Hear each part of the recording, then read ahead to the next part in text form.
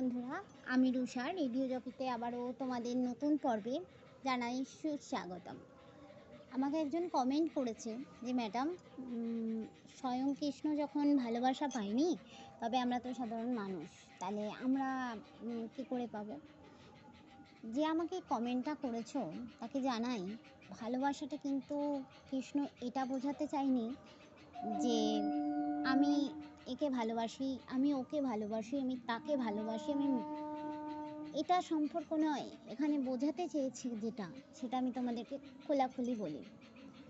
আমরা সবাই জানি আমরা মানব জীবনে জন্মেছি, একদিন না একদিন আমাদের মরে যেতেই হবে। যতই প্রসাধনী ইউজ করি, খাদ্য খাবার খাই, তদারকি করি, আমাদের তো মরতেই হবে। আমরা তো অমরত্বকেও পাইনি, পেয়েছি কি?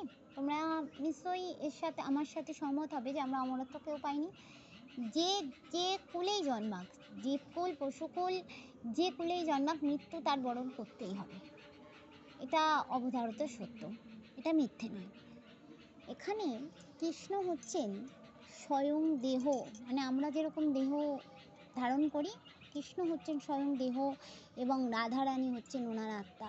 আমাদের আত্মারূপে রাধারানী, স্বয়ং ঋষিকেশ মানে আমাদের দেহের মালিক হচ্ছেন কৃষ্ণ। স্বয়ং ভগবানের সাথে আমাদের আত্মার যে মিলন, দেহের সাথে আত্মার যে মিলন, সেটাকে কিন্তু আমাদের এই মায়া বন্ধন কিন্তু ত্যাগ করতেই হয়।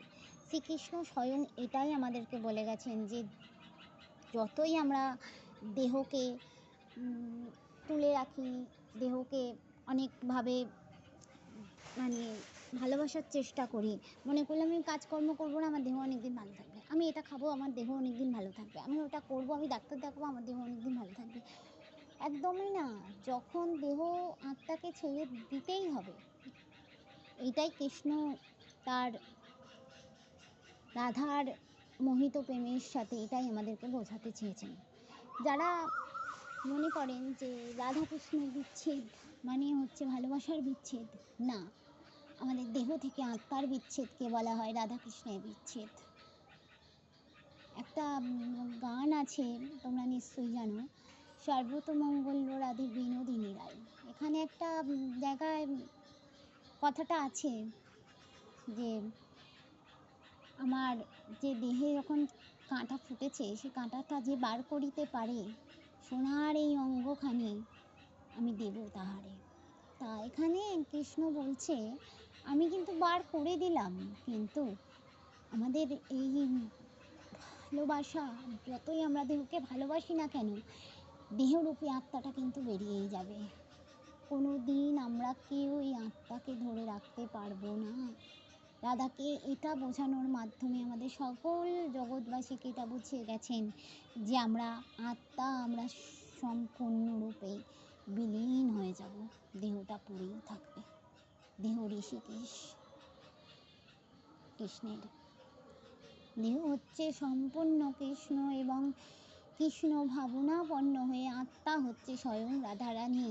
তাই তো সব সময় এটা বলা হয়, আমরা আত্মা সকলেই নিত্য দাস কৃষ্ণের। এই কথাটা এই জন্যেই কিন্তু উল্লিখিত আছে কৃষ্ণচরিত বলো বা ভগবত গীতায় বলো, এই কথাটা সব জায়গায় উল্লিখিত আছে, আমরা আত্মা কৃষ্ণের নিত্য দাস।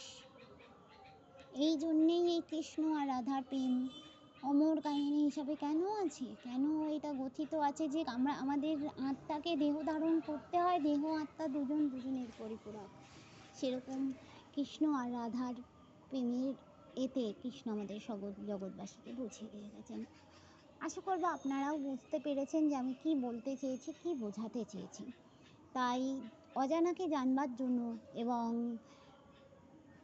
নিত্য জীবনে ভালোভাবে চলবার জন্য রেডিও জগৎকে একটা লাইক, একটা সাবস্ক্রাইব করতেই পারেন। নমস্কার।